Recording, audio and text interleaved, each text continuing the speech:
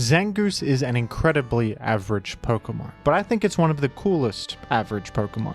This middle-of-the-road physical attacking normal type is available very early on in its debut game of Gen 3, and I remember it really standing out back in my first playthrough as a child. It exudes a cool aura, and I would say its visual appearance lines up perfectly with its power level and intended purpose. This is a single-stage Pokemon, meaning it doesn't evolve. It is above average compared to most other Pokemon you can find at that point in the game, but later on it plateaus and starts to lag behind the competition, and I think it looks about that powerful. There's nothing particularly exciting about Zangoose, it's just a standard normal type attacker, and a pretty unimpressive one, but I like this Pokemon and think it's fun to use. And I think a lot of people agree with me. In my live streams where I use Pokemon requested by the community, Zangoose in Gen 3 is a popular request that I get quite a bit. Many people ask me how to make Zangoose work in Gen 3 OU. This is a little bit of a fan favorite, and understandably, people want to know if their favorite guy has any value in competitive Pokemon.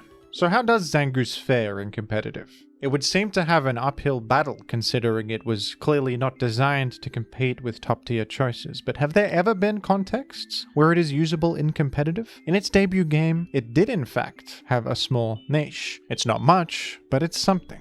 Back in Gen 3, these stats actually weren't too bad. 90 base speed and 115 attack is a pretty threatening Pokemon, and Zangoose sets itself apart from other physical attackers with its access to Swords Dance, and this good combination of high speed, high attack, and good stab moves. Zangoose has access to Return for a high power normal stab option, Double Edge if you want to go more power at the cost of recoil, and Quick Attack as well for priority. You also have pretty nice complementary coverage moves like Shadow Ball to hit ghost types, Brick Break to hit rock types, and steel types. Zangoose also has Focus Punch, which is a really nice option to nail switch-ins, especially steel or rock types trying to come in and resist normal. And Zangoose also has Flail, which is a very interesting move that has more power the less HP you have. You can deliberately substitute down to just 1 HP to give Flail its maximum power of 200. And with Shadow Ball for complementary coverage, this can be a great end-game win condition. Unfortunately, Sandstorm is up in most games in Generation 3 OU, so you do need to clear Sandstorm from the field to enable this, but this hard-hitting stab of Flail is not a terrible option. Even in this small niche though, Zangoose has some competition. One of the big ones is Ursaring, who is much smarter than the average bear. Ursaring is a similar normal type physical breaker. It is a bit bulkier and has a higher attack stat, as well as the great ability Guts, granting 1.5x attack if statused, and even an immunity to the burn physical damage halving effect. Zangoose in Gen 3 only has the ability Immunity, which grants a simple immunity to poison. Not a very exciting ability. It's better than nothing, but it's not particularly great on this largely offensive Pokemon. Ursaring is much slower than Zangoose though, so Zangoose still does have that going for it. There is also Tauros, and Tauros is yet another physical attacking normal type competing with Zangoose. It is much faster, able to achieve up to 350 speed. It has Intimidate, which is a way better ability than Immunity, lowering attack on switch-in. It has coverage like Earthquake, which Zangoose does not have, and superior bulk overall, but Tauros doesn't have access to Swords Dance or Quick Attack or good fighting coverage. And Zangoose also has a higher attack stat of 115 base attack, which by Gen 3 standards is quite high. There's not much going for Zangoose, but it does stand out a little bit from the competition. I mean, normal type physical attackers aren't that great to begin with, but if you want to use one, Zangoose certainly is an option. The player H-Clat is probably the top player that has experimented with Zangoose the most, to my knowledge. I haven't found any evidence of him winning with Zangoose, but he's given it a try in the past, which maybe means that it has some merit in the eyes of great players. H-Clat is one of the best Gen 3 players in the world, and he considered Zangoose for his team, so that might tell you something. It didn't win, but it was there, and I consider that to be noteworthy. The fact that Zangoose was on the field at any point in a top-level game is admirable.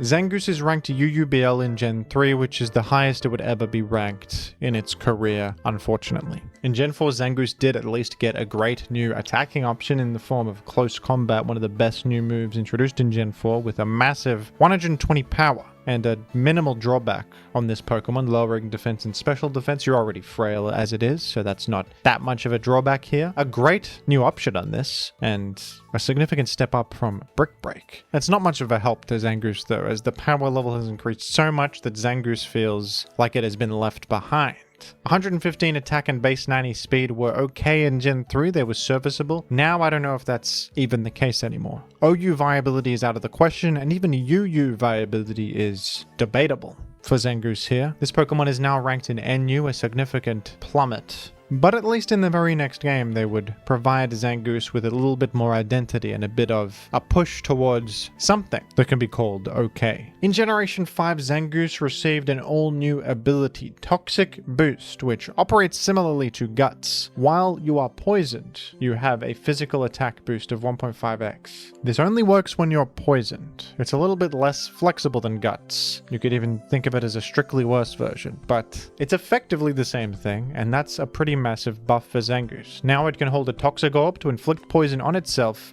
get this attack boost, and it can even take advantage of the move Facade. Facade has 70 power, but if you are statused, it doubles in power to 140, which is enormous. So not only are you getting an attack boost from poisoning yourself, you are boosting up Facade to absurd levels, and a Zangoose Facade actually hits pretty hard. It hits like a mongoose finding the striking finishing blow against its arch nemesis, the Viper. And this change would turn Zangoose into kind of a low tier demon, even though from here on out Zangoose is always ranked in the lower tiers. Here in Gen 5 it's ranked NU. In this format, Zangoose is one of the most frightening things in the world. This is a pretty fast Pokemon down here. This is a world with underpowered Pokemon, all fighting against one another, and among them Zangoose is pretty impressive, with nearly unrivaled damage output. To give you an idea of some of the Pokemon Zangoose is competing with down in Gen 5 NU, you have such fearsome enemies as Duosion, Garbodor, the rubbish bag Pokemon, and Piloswine, the baby version of Mamoswine, is one of Zangoose's fiercest enemies. With competition like this, Zangoose can make quick work of these fellas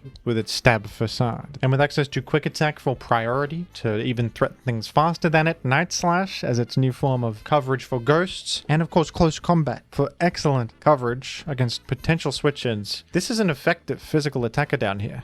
Zangoose also had access to the much coveted Knockoff in Generation 6, another pretty big buff. Knockoff from Gen 6 onwards became one of the best attacks in the whole series, with a significant power boost to 65 and 1.5x damage if your foe holds an item, along with removing the item. So this is dark coverage, hard-hitting dark coverage combined with item removal, and it's a significant step up from Night Slash, which you had previously, and a recipe for success for Zangoose's viability in NU. Now in Gen 7, I will admit, Zangoose had a rough time. Zangoose had a rough time because there was a significant power jump in Gen 7. So many broken new Pokemon were added, and Zangoose didn't get anything new. It can't really use Z-Stones because it needs the Toxic Orb. So what's Zangoose doing? It's getting worse. Everything else around it's getting better, and it's staying the same. Zangoose is now PU, the tier below NU, and the second lowest tier possible in the game. You hate to see it. Zangoose isn't even top tier in PU. It's around the B rank, kind of a pathetic performance, but it's not really your fault, Zangoose. It's not really your fault. In Gen 8, Zangoose was erased from history. They tried to pretend this doesn't exist anymore. They cut him from the game. And I consider that to be very offensive and very rude. In Gen 9, they came to their senses though, and they put Zangoose back in, but at what cost? It has already fallen far behind. I mean, Gen 9 is a whole new world.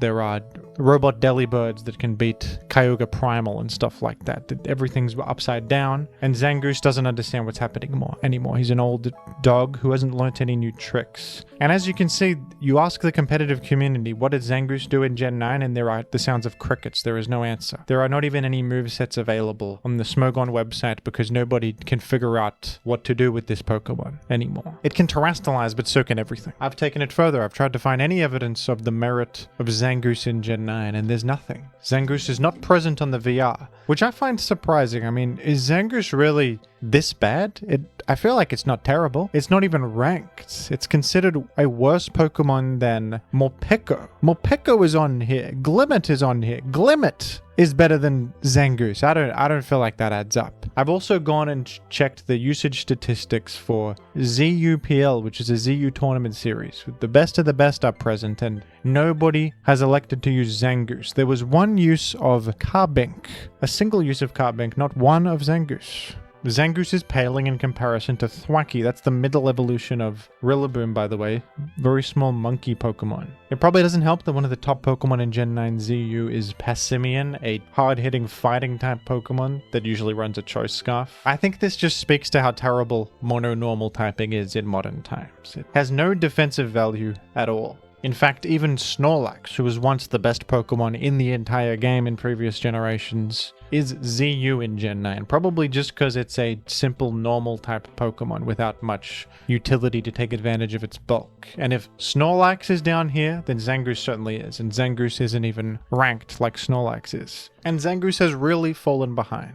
I made a whole video about specifically single stage Pokemon that should get some sort of evolution, and Zangoose would be at the top of the list for me, to be honest. It's a cool Pokemon. I think it's a perfect fit for a new evolution. It's been long enough, and I can imagine a lot of different interesting ways they could go with it. Some sort of poison synergy, some stat boosts, probably a new dual typing, because mono-normal doesn't cut it these days. It would need something else. There's a lot of potential there, and I think it would be a slam dunk. I would really hope that in Gen 10, Zangoose gets a new evolution, or at least maybe a new regional form. If Megas come back, give me Mega Zangoose. That sounds good. Whatever it may be, I like Zangoose, and I think it deserves a bit more respect. They did give it quite a few buffs over the years, which is cool, but I would like to see them go further. And I know not every middle-of-the-road Pokemon like this should get an evolution. Some Pokemon are designed to be average, and originally that is exactly what Zangoose was intended to be. As a single-stage Pokemon, slightly better than everything else that you can catch at that point. It's supposed to kind of plateau and not be as good as the Metagross, Salamence,